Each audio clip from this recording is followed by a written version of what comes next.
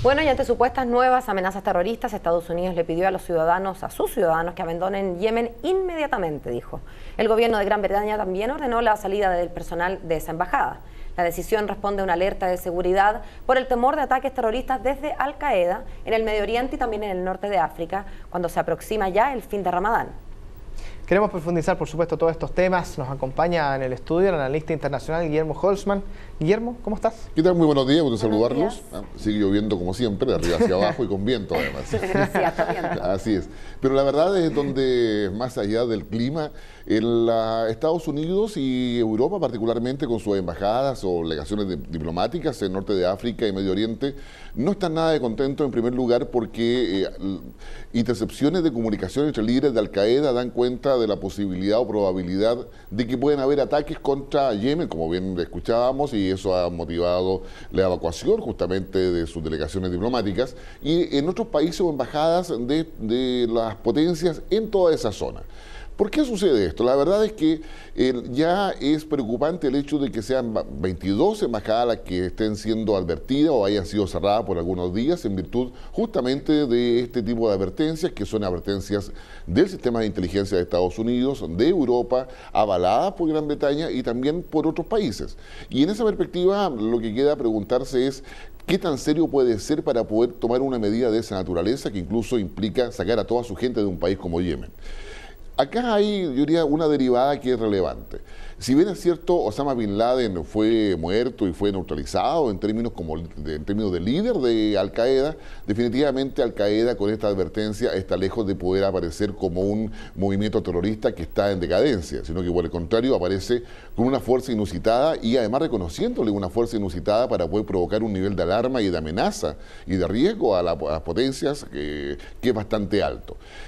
¿A qué se debe esto? La verdad es que Al-Qaeda mantiene una visión de organización terrorista, yo diría bastante fuerte, pero hoy día fragmentada. Hoy día Al-Qaeda es una marca, es un elemento a seguir, donde hay un espacio para una serie de pequeños grupos autónomos que van de alguna forma construyendo justamente su accionar en contra de Estados Unidos, en contra de la globalización, a partir justamente del ideario que deja Osama Bin Laden y que tiene Al-Qaeda. En esa perspectiva, donde específicamente viene la confusión o viene la preocupación de Occidente, donde ya no hablamos de un Al-Qaeda único, sino que hablamos Al-Qaeda y sus distintos seguidores que están esparcidos en Medio Oriente, en Asia y por supuesto en África. No hay noticia de que esto esté también en América Latina.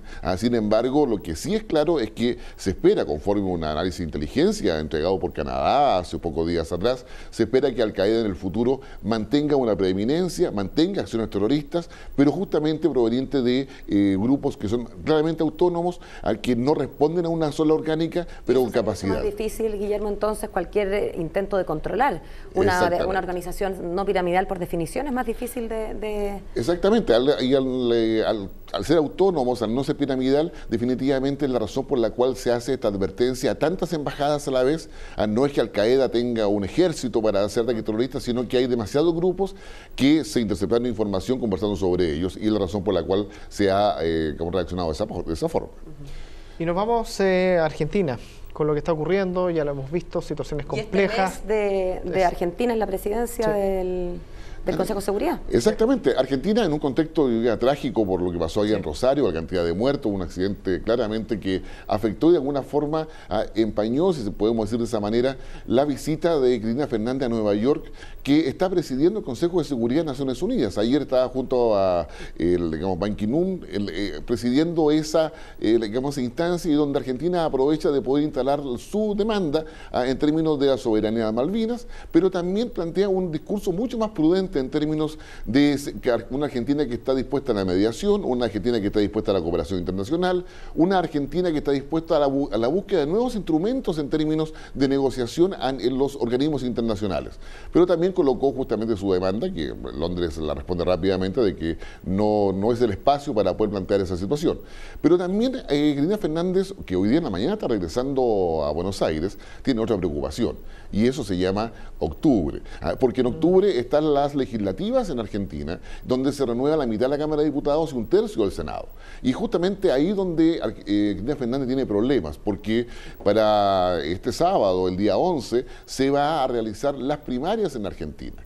Un sistema que ya lleva bastante tiempo en la política trasandina y donde todos los candidatos se someten al escrutinio, ¿no es cierto?, de la ciudadanía de cada uno de los partidos para poder definir cómo van en la lista. Una lista que son largas listas y el tema es establecer quién va primero y quién va segundo. Y para eso sirven las primarias.